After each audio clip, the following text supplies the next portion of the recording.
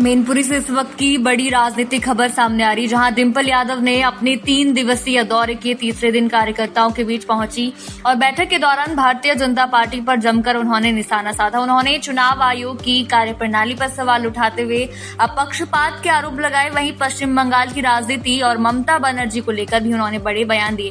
फिलहाल आप सुनिए डिंपल यादव का इस पर क्या कहना है। चुनाव आयोग को भारत रत्न देने की मांग कर रहे हैं। अब क्या कह जा सकता है इस बारे में? पूरा कुछ कह रहा है कि चुनाव आयोग है बहुत ही पक्षपात तरीके से पिछले कुछ सालों में काम कर रहा है। और जब से हमारे स्पेशली जब से नए चुनाव आयुक्त आए हैं, तो अगर हेमंत बिस्वा जी ऐसे कह रहे हैं तो जरूर उनको कहीं ना कहीं इनके आने से लाभ पहुंचा है, तभी इस बारे की बात कर रहे हैं। पश्चिम बंगाल की ममता बनर्जी कह रही है कि दिल्ली की सरकार बनने के बाद दिल्ली संभालूंगी। हम तो चाहते हैं कि क्योंकि वो महिला है तो अच्छी बात है अगर वो इस तरह की बातें कह रही हैं। पहले उन्होंने वेस्ट बंगाल को संभाला पिछले 1 दशक से ज्यादा से, और जैसे गठबंधन जो अभी इंडिया ब्लॉक का है, और भले ही इंडिया ब्लॉक में ममता बनर्जी नहीं है, लेकिन वो उनकी बहुत ही महत्वपूर्ण भूमिका है, क्योंकि संसद में जब विपक्षी दल सब एक साथ होते हैं तो हम सबका जो स्ट्रेंथ होती है वो अलग से नजर आती है, तो अच्छी बात है। इससे भी ज्यादा इम्पोर्टेंट बात ये है कि आज मणिपुर में क्या हो रहा है। 2023 में जहाँ हालात बिगड़े मणिपुर के, जब भारतीय जनता पार्टी की सरकार थी, जाने कितने हजारों लोग मारे गए, कितने हजारों लोग के घर जला दिए गए, कितने हजारों लोग आज भी अपने घर नहीं पहुंच पाए हैं। और दोबारा जो देखने को मिल रहा है कि आज भी मणिपुर की हालत बहुत ही गंभीर बनी हुई है स्थिति, जहाँ सरकार को, जहाँ पे यह गृह मंत्रालय को और वहाँ पे जो भारतीय जनता पार्टी की सरकार है, जहाँ पे उसको चीजों को व्यवस्थित करना चाहिए था। जो गुट थे वहाँ पे, चाहे वो कुकी हो, चाहे वो मैती हो, चाहे वो नागालैंड वाले हो, तो इन लोगों को जहाँ पे एक तरह से बिठा के बातचीत करवा के हल करवाना चाहिए था बातचीत का, लेकिन कहीं ना कहीं भारतीय जनता पार्टी ने पूरी मणिपुर की जो शांति है उसको भंग करने का काम किया है, और इसी शांति को भंग करने के लिए वो लगातार पूरे देश में भी काम कर रही है, धर्म का सहारा हमने देखा कि गाजीपुर की क्या घटना घटी अभी, जहाँ पे कश्यप समाज की लड़की का बलात्कार भी हुआ और साथ में उसे मार भी दिया गया।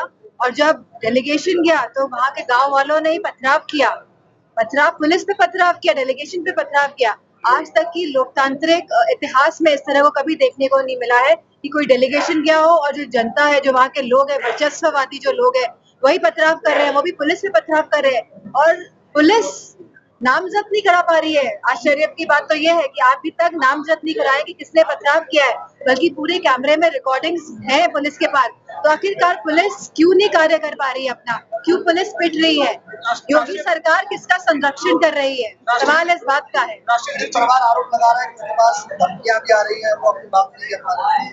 हमने देखा कि किसी फील्ड परिवार लगातार इस तरह से अपनी बात को रख रहा है कि वह उनको धमकियां मिल रही है, उनका दबाव बनाया जा रहा है। और हम गाजीपुर की बात करें, हम यहाँ पे अपने मैनपुरी की बात कर ले, किस तरह से कश्यप समाज की लड़की के साथ बलात्कार हुआ और वहाँ पे एफआईआर तक नहीं लिखने दी गई, बड़ी मुश्किल से एफआईआर दर्ज हुई। तो ये पूरा सिलसिला पूरे प्रदेश में चल रहा है।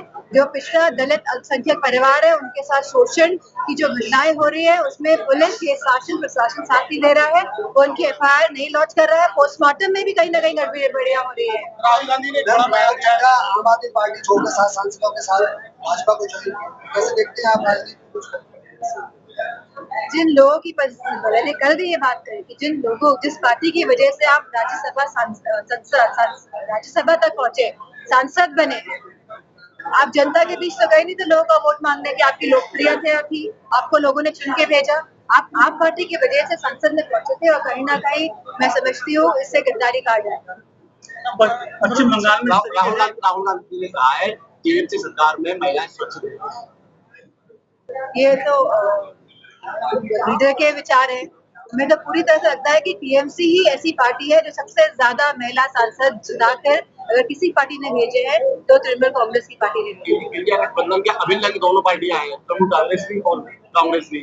मतलब इंडिया गठबंधन की जो दोनों पार्टियां अभिन्न है, तृणमूल कांग्रेस की और कांग्रेस की, आप किसको चाहते हैं?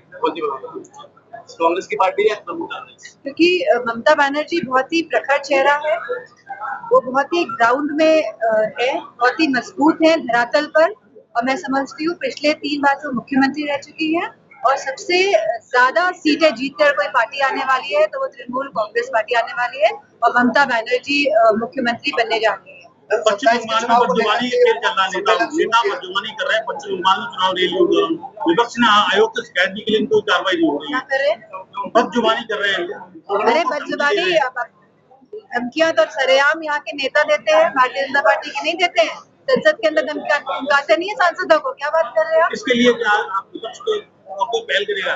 जाएगा या आयोग से कोई राहत मिल रही है? मेरी जानकारी में नहीं है, मुझे ये पता है कि उत्तर प्रदेश में भारतीय जनता पार्टी, हमने देखा किस तरह पतला फूकने गए थे भारतीय जनता पार्टी के नेतागण। कल विधायक ने पुतला फूका राहुल गांधी और अखिलेश यादव जी का। नहीं, अभी नया ट्रेंड चल रहा है ये, तो जिनको जनता से मतलब नहीं है, अब उनको कोई काम नहीं है, जनता के काम तो करा नहीं पाएंगे ये लोग, अब क्या करेंगे, पुतला ही फूकेंगे। यूपी गवर्नमेंट के मंत्री ने कल कहा कि पंचायत चुनाव टल सकते हैं, जैसे देख रहे हैं आप पंचायत चुनाव टाले जा रहे हैं। सरकार उनकी, आप उन मंत्री पे जाके पकड़िए, आखिरकार ढूंढी होंगे। हमारे यहाँ तो लोग तैयार हैं चुनाव लड़ने के लिए, आखिरकार किस डर की वजह से चुनाव नहीं करा रहे हैं ये मंत्रीगण लोग, सरकार वाले क्यों नहीं चुनाव करा रहे हैं? समाजवादी पार्टी पूरी तरह चुनाव के तैयार है। बागावती देवर ने उन्होंने कहा कि अगर मैं उपयोगी नहीं हूँ तो 2027 और इसमें दिखा देंगे हम कितना। चुनाव आने दीजिए, तब तक देखा जाएगा।